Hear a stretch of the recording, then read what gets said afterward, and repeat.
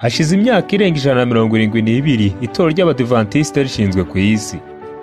Raporo yakozwe n'icyiciro cy'Urwego rw'ibarurishamibare mu itorero ry'Abadiventiste mu mwaka wa 2020, Seventh Day Adventist World Church Statistics, igaragaza ko muri uwo mwaka ku isi yose habarurwaga abayoboke b'iri dini barenga miliyoni 21,760 n'abantu 76, babarirwa mu matorero 92,186 n'inteko 72,749.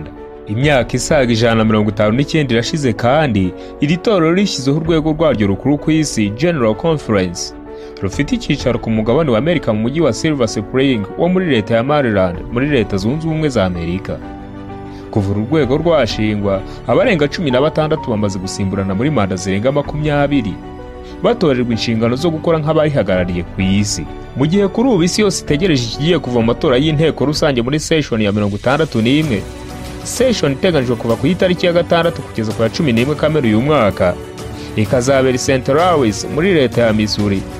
Inteko biteganijwe ko izaba hifashishijwe ikoranabuhanga kuri bamwe ku mpamvu zirimo n'icyorezo cya COVID-19, ikazanitabirwa n'abayobozi b'idini mu nzego zaryo ritandukanye, ndetse n'abatorwa nk'abajyanama b'iyi nteko barenga 2,500.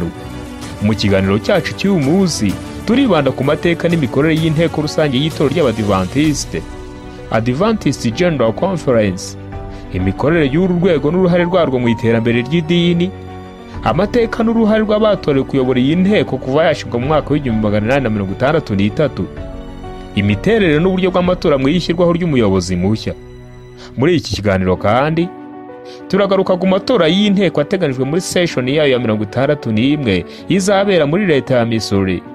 Turakomoza kandi ku byaranze ubuyobozi bwa Pastor Neal C Wilson muri manda y'imyaka 5 ishize, ndetse n'uruhare rwe mu iyaguka ry'iyogezabutumwa rishingiye ku mahame ya Kidiventiste.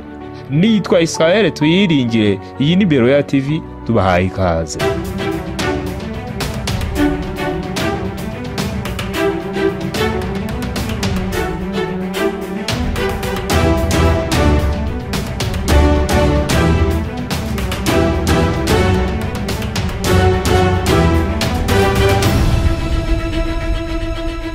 General Conference Staff ni inteko igizwe n'abakuru 400 bakorera mu biro by'inzego 9 zigize iyi nteko, barimo the President of General Conference, akaba ari nawe muyobozi mukuru w'inteko, Secretary, umunyamabanga, Treasurer, umugenzuzi, ndetse n'abayobozi 6 bungirije bakorera mu nyubako y'inteko iherereye mu mujyi wa Silver Spring muri Leta ya Maryland muri Leta zunze ubumwe za Amerika, ku muhanda mugari wa Old Columbia Pike ufite nimero 12,501. Kuva mu mwaka wa 1863, nyuma gato y'ivuka ry'itorero ry'Abadiventiste mu myaka ya 1840, rishinzwe n'abagabo 4 barimo Hiram Edson, Joseph Bates, G.N. Andrew, James Springer White, ndetse n'umugore we Ellen Golden White. Mu gihe cy'ubugorozi nibwo hashinzwe urwego rw'inteko rusange General Conference, ruhabwa inshingano zo gushyiraho ubuyobozi, kugena amahame y'idini, ndetse no guhuza ibikorwa byose by'amatorero yose yo ku isi. Maze ku nshuro yayo ya mbere mu nama yabereye i Battle Creek muri Leta ya Michigan, kuva ku mugoroba wa 20 Gicurasi mu mwaka wa 1863, umunyamerika w'imyaka 65 John Byington atorerwa kuba perezida w'inteko kuva mu mwaka wa 1863 kugeza mu 1865. Kuva ubwo hashyirwaho amahame n'imikorere byihariye by'itorero ry'Abadiventiste, bikusanyizwa mu gitabo cy'indongozi y'itorero n'icy'amahame shingiro 28 Abadiventiste bizera. Ishyirwaho ry'inteko nkuru rusange ku isi ryagize uruhare rukomeye mu iyaguka ry'itorero ry'Abadiventiste, ndetse n'iyogezabutumwa rishingiye ku mahame ya Kidiventiste mu bihugu hafi ya byose ku isi. Muri iyi nteko kandi hashyizweho ishusho y'imiyoborere mu itorero ry'Abadiventiste, aho ku mwanya wa mbere haza General Conference nk'urwego rurebera itorero ku isi yose, rugakorera ku migabane yose binyuze mu madiviziyo 13. Amadiviziyo agakorera muri buri gihugu na leta binyuze muri za union z'ibihugu bitandukanye. Iyi session ya mbere yo mu mwaka wa 1863 kandi ni nayo yashyizeho ubuyobozi bugizwe na the President, Secretary na Treasurer, bakorera mu biro bya General Conference no kuri buri rwego rw'imiyoborere rw'itorero bikiriho kugeza uyu munsi.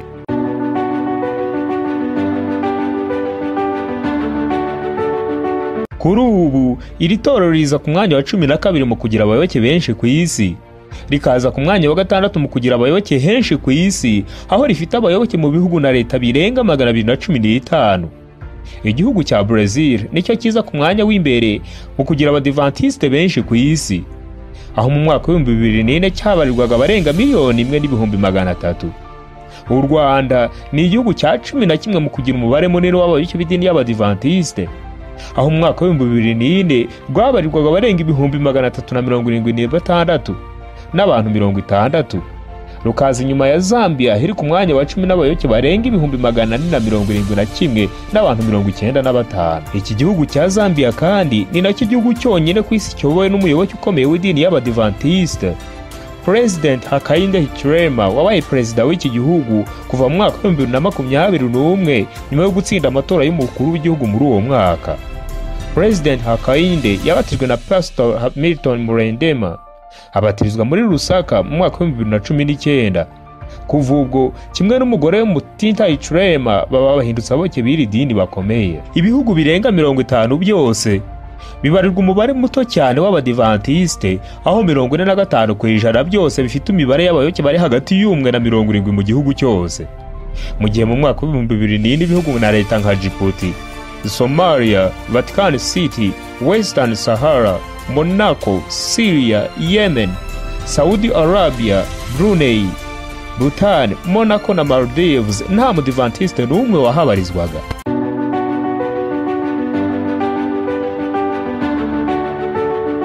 Kuva mu mwaka wa 1863 kugeza mu mwaka wa 1891, inteko rusange General Conference yateranaga buri mwaka, akaba ari nawo wari manda y'umukuru wayo.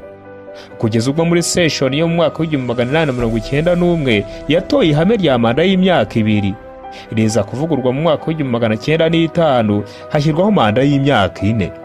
Kuva mu mwaka wa 1970 session y'inteko rusange iba nyuma y'imyaka 5, akaba ari nayo manda y'umukuru wayo kugeza muri iki gihe. Usibye session yo mu mwaka wa 1975 yabereye muri Australia, iyo mu mwaka wa 1995 yabereye muri Netherlands, ndetse n'iyo mu mwaka wa 2000 yabereye muri Canada. Session nyinshi z'inteko rusange zibera mu gihugu cya Leta zunze ubumwe za Amerika. Ibiguzi by'ingendo n'ibibeshaho witabiriye iri tora bigatangwa n'itorero. Reka tuvuge gato ku mateka n'uruhererekane rw'abamaze gusimburana ku mwanya w'umuyobozi mukuru wa General Conference kuva mu mwaka wa 1863 ubwo iyi nteko yashingwaga kugeza uyu munsi.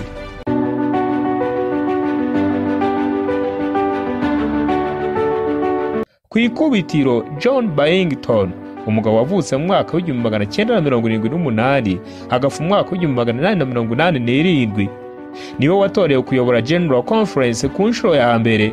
Atangira imirimo ye nk'umuyobozi kuva ku itariki ya 20 Werurwe mu mwaka wa 1863 ageza ku itariki ya 14 Gicurasi mu mwaka wa 1865. Ni ukuvuga ko yamaze hafi imyaka 2 n'amezi 2 kuri uyu mwanya. Mu mwaka wa 1865 James Springer White, umugabo wa Ellen Golden White, niwe watorewe kuyobora inteko ya General Conference. Springer White ni umugabo wavuze ku itariki ya 4 Nyakanga mu mwaka wa 1821 apfa ku itariki ya 6 Nyakanga mu mwaka wa 1881. Kuva ku itariki ya 17 Gicurasi mu mwaka wa 1865 nibwo yinjiye mu biro by'iyi nteko nk'umukuru wayo kugeza ku itariki ya 14 Gicurasi mu mwaka wa 1867. Ni ukuvuga ko yamaze imyaka irenga 2 kuri uyu mwanya.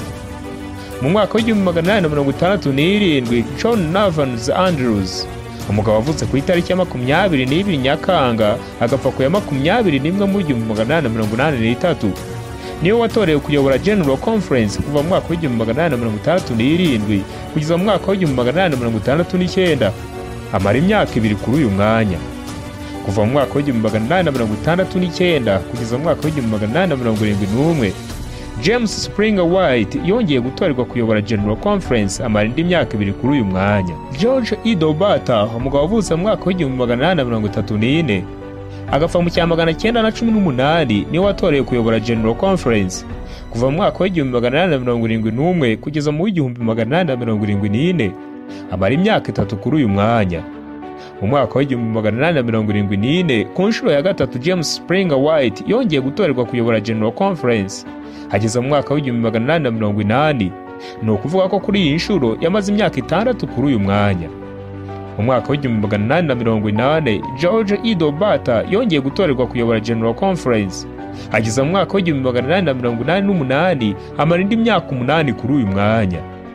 Orles Andrews Olsen, umugabo wavutse ku itariki ya 28 Nyakanga mu mwaka wa 1845 agapfa ku ya 29 Mutarama mu 1915, niwe watorewe kuyobora General Conference kuva mu mwaka wa 1888 kugeza mu 1897 amara imyaka 9 kuri uyu mwanya.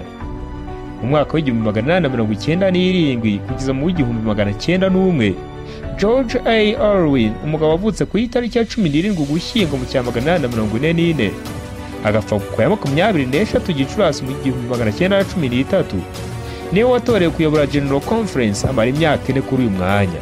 mu mwaka wa 1901 Arthur Grosvenor Daniels niwe watorewe kuyobora General Conference kuva mu mwaka wa 1901 kugeza mu 1922. Arthur Grosvenor Daniels yavutse ku ya 28 Nzeri mu mwaka wa 1858 apfa ku ya 18 Mata mu 1935. Grosvenor Daniels niwe wa mbere wamaze imyaka myinshi ku mwanya w'umuyobozi wa General Conference kuko yamaze imyaka irenga 21 yose ayoboye iyi nteko. William Ambrose Spicer, umugabo wavutse ku itariki yo mu mwaka wa 1865 agapfa mu 1952, niwe watorewe kuyobora General Conference kuva mu mwaka wa 1922 kugeza mu 1930 amara imyaka 8 yose ayoboye iyi nteko. mu mwaka wa 1930 Charles H. Watson, umugabo wavutse mu mwaka wa 1962 niwe watorewe kuyobora General Conference mu gihe cy'imyaka 6 yose, ni ukuvuga kuva mu mwaka wa 1930 kugeza mu 1936. James Ramar McL Haney, umugabo wavutse ku ya 3 Mutarama mu mwaka wa 1888 agapfa ku ya 5 Kamena mu mwaka wa 1959, niwe watorewe kuyobora General Conference kuva mu mwaka wa 1936 kugeza mu 1950 amara imyaka 14 yose ayoboye iyi nteko. William Henry Branson ni umugabo wavutse ku ya 20 Ukwakira mu mwaka wa 1896 apfa ku ya 28 Ukwakira mu 1983, atorerwa kuyobora inteko ya General Conference kuva mu mwaka wa 1995 kugeza mu 1966 amara imyaka 12 kuri uyu mwanya, kuva mu mwaka wa 1966 kugeza mu 1979. Robert H. Pearson wavutse mu 1911 agapfa mu 1989 yatorewe kuyobora General Conference imyaka 13 yose. mu mwaka wa 1979 session y'inteko rusange yatowe Neal C Wilson, umugabo wavutse ku ya 5 Nyakanga mu 1920 agapfa ku ya 11 Ukuboza mu mwaka wa 2010. ayobora iyi nteko kuva tariki ya 3 Mutarama mu mwaka wa 1979 kugeza ku ya 6 Nyakanga mu mwaka wa 1990, amara imyaka 11 n'amezi 6 kuri uyu mwanya. Robert S. Falkenberg wavutse ku ya 1 Mutarama mu mwaka wa 1941 agapfa ku ya 24 Ukuboza mu mwaka wa 2015. kuva ku itariki ya 6 Nyakanga Falkenberg yatorewe kuyobora General Conference kugeza ku tariki ya 1 Werurwe umwaka wa 1999 amara imyaka 8 kuri uyu mwanya. kuva mu mwaka wa 1999 ku itariki ya 1 Werurwe kugeza ku ya 23 Kamena mu 2010 John Paulson yayoboye inteko ya General Conference amara imyaka 11 n'amezi 3 kuri uyu mwanya. kuva ku itariki ya 23 Kamena mu mwaka wa 2010 Ted Neal C Wilson niwe winjiye mu biro by'umukuru wa General Conference, ahabwa inshingano ku mugaragaro zo kuyobora iyi nteko muri session ya General Conference yabereye Atlanta mu mwaka wa 2010. Pastor Ted Wilson yavukiye i Tacoma Park muri Maryland ho muri Leta zunze ubumwe za Amerika ku itariki ya 10 Gicurasi umwaka wa 1950. ababyeyi be Neal C Wilson na Eleanor L Wilson wibuke ko uyu Neal C Wilson nawe yayoboye General Conference kuva mu mwaka w'1979 kugeza mu 1990. Mu myaka y'ubuto bwe, Ted Wilson yakunze kwibera mu gihugu cya Misiri. Akimara kuba perezida wa General Conference, Pastor Ted Wilson yakunze kwibanda ku bihe by'amasengesho n'ubutumwa buvuga ko Yesu ari hafi kugaruka, cyane nk'uko byakunze kugaragara mu ruhererekane rw'ibitabo by'ububyutse yakunze kohereza amatorero. Mu mbwirwaruhame ze zose, Ted Wilson akunze kugaruka ku ijambo Jesus is coming soon, Yesu ari hafi kugaruka. Mu myaka irenga 11 amaze kuri uyu mwanya, Ted Wilson yagize uruhare rukomeye mu iyogezabutumwa n'iyaguka ry'ibikorwa byose by'itorero ku isi. Kuri ubu, itorero ry'Abadiventiste ribarirwa abayoboke barenga 21,760 n'abizera 76 babarizwa mu bihugu na leta birenga 200, bibumbiye mu matorero arenga 95,297 n'intego zisanga 72,975. Iri torero kandi rifite abagabura babyerejwe barenga 20,924, rikagira ibitaro 229 n'amavuriro matarenga 129, ibigo by'amashuri abanza birenga 6,623, ibigo by'amashuri yisumbuye birenga 2,640 na za kaminuza 118. Nitwa Israel Tuyyiringire, inaha dusoje ikiganiro cyacu. Turabashimiye.